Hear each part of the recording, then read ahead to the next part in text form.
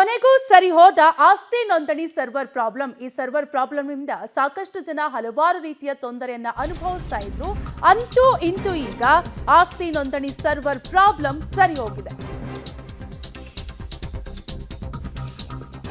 ಕೊನೆಗೂ ಸರಿ ಹೋದ ಆಸ್ತಿ ನೋಂದಣಿ ಸರ್ವರ್ ಪ್ರಾಬ್ಲಮ್. ಕೊನೆಗೂ ರೀಸ್ಟೋರ್ ಆದ ಕಾವೇರಿ 2.0 ಅಪ್ಲಿಕೇಶನ್. ಸುಮಾರು ಒಂದು ವಾರದಿಂದ ಕೂಡ ಸಂಪೂರ್ಣವಾಗಿ ಈ ಅಪ್ಲಿಕೇಶನ್ ಸ್ತಬ್ಧವಾಗಿತ್ತು. 256 ಸಬ್ ರಿಜಿಸ್ಟ್ರಾರ್ ಕಚೇರಿಗಳಲ್ಲಿ ಪರಿಣಾಮವಾಗಿತ್ತು.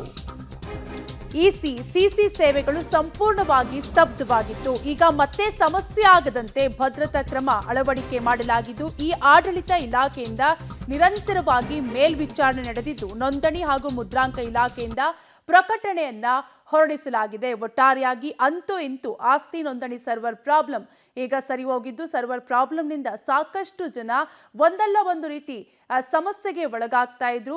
ಪ್ರತಿದಿನ ಕಾದು ಸುಸ್ತಾಗಿ ವಾಪಸ್ ಆಗ್ತಾ ಇದ್ರು ಅವರ ಕೆಲಸ ಕಾರ್ಯಗಳು ಆಗದೆ. ಈಗ ಅಂತೂ ಇಂತೂ ಕೊನೆಗೂ ರೀಸ್ಟೋರ್ ಆದ ಕಾವೇರಿ 2.0 ಅಪ್ಲಿಕೇಶನ್. ಒಂದು ವಾರದಿಂದಲೂ ಕೂಡ ಈ ಅಪ್ಲಿಕೇಶನ್ ಸಂಪೂರ್ಣವಾಗಿ ಸ್ತಬ್ಧವಾಗಿತ್ತು.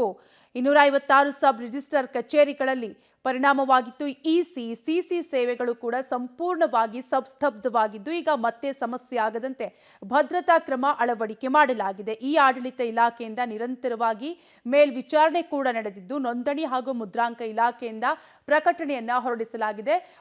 ಪ್ರಕಟಣೆಯ ಪ್ರತಿಯನ್ನ ನೀವು ಪಬ್ಲಿಕ್ ನ್ಯೂಸ್ನ ಸ್ಕ್ರೀನ್ ಮೇಲೆ ಗಮನಿಸ್ತಾ ಇರಬಹುದು. ಕೊನೆಗೂ ಒಟ್ಟಾರೆಯಾಗಿ ಸರ್ವರ್ ಪ್ರಾಬ್ಲಮ್ ಸರಿ ಹೋಗಿದ್ದು, ಜನರು ನಿಟ್ಟುಸಿರು ಬಿಡುವಂತಾಗಿದೆ.